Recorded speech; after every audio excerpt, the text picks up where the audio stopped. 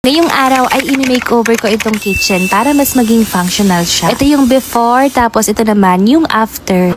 Ngayong araw ay i-share ko sa inyo yung counting pagbabago dito sa mini kitchen natin. Bale ayan, tinanggal namin yung cabinet dyan, tapos pinalitan itong open shelf. Pinasok ko na rin pala itong lutuan para dito na ako makapagluto sa loob. Tapos maglalagay din pala ako dito ng hood, kaya ito at umorder na ako. Bale itong hood pala na ito ay pwedeng gamitin with duck or duckless. Alam nyo ba, ito yung araw na ginagawa yung loft bed sa kwarto, kaya sobrang kalat nitong bahay. Pagpasensyahan nyo na mga mare kung medyo makalat pa. Bale ayan, nagsukat-sukat lang ako para mailagay ko na itong hood natin.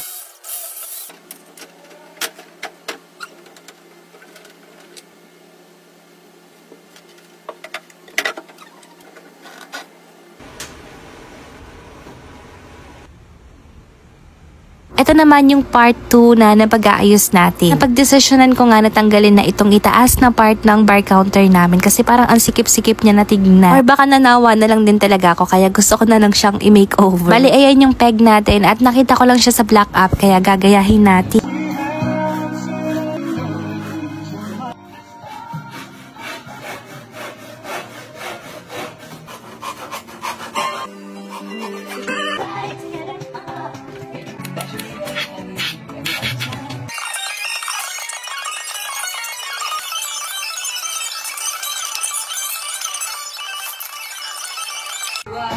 Bala ayan, tapos ko na itong parang hagda na ilalagay ko dun sa taas ng bar counter. Niliha ko na rin pala ito or kininis kasi babarnisan ko to kapag ka naikabit na. Tapos gumawa rin pala ako nitong mas malaki na ilalagay ko naman dun sa side ng bar counter. Next naman ay i-install na natin. Ginabi na ako sa paggawa nitong sa side, tapos itong sa taas naman kinabukasan ko na siya natapos.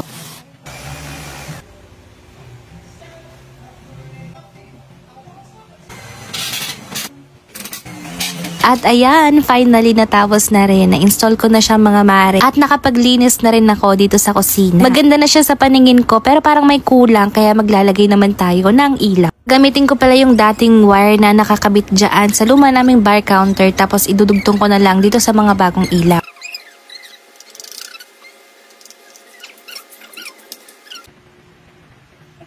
Bubutas nga lang pala ako dito ng kaunti, tapos yung ilaw, kinabit ko na lang dito sa kahoy para kaunti na lang yung bubutasin. Kinakabahan pa nga ako dyan, baka mali yung gawa ko, pero ayan, napailaw natin.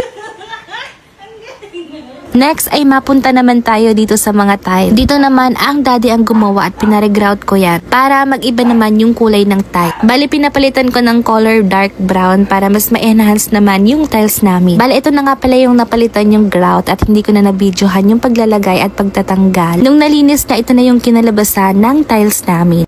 At ito na nga ang ating before mga mare. At ito naman yung after. O diba, worth it naman ang pagod kasi mas functional na siya at mas nagagamit na namin to kapag ka nagluluto kami. Bilang andito na din naman tayo sa kusina ay i-kitchen tour ko na kayo. Bale ito, meron tayong mini bar counter na mas nagagamit ko na ngayon kapag ka nagluluto. Ito naman yung itsura kapag ka nasa loob ka na ng kusina. Maliit lang tong kusina pero sinigurado ko talaga na lahat ng gamit dito ay ginagamit namin. Gumawa rin pala ako nitong cabinet para lagayin ng mga pinggan namin. Nandito yung madalas namin gamitin, tapos dito naman sa kabila yung madalang namin gamitin. Dito sa baba yung taguan ko ng appliances at mga kaldero namin. At dito naman sa likod ng bar counter namin nakalagay itong mini pantry namin. Diyan ako nagtatago ng mga stocks namin, tapos dito sa gilid naman ay naglagay lang ako ng slim organizer. Sobrang nipis lang nitong organizer na to pero tignan nyo naman ang dami kong nailagay. Tapos dito naman ako nagluluto. From kusina matatanaw mo na dyan yung sala at dining namin. Tapos na ang ating kitchen tour. O siya, ayun lang muna mga mare. Sana ay nag-enjoy kayo sa aking pinagagawa dito sa munting kusina namin.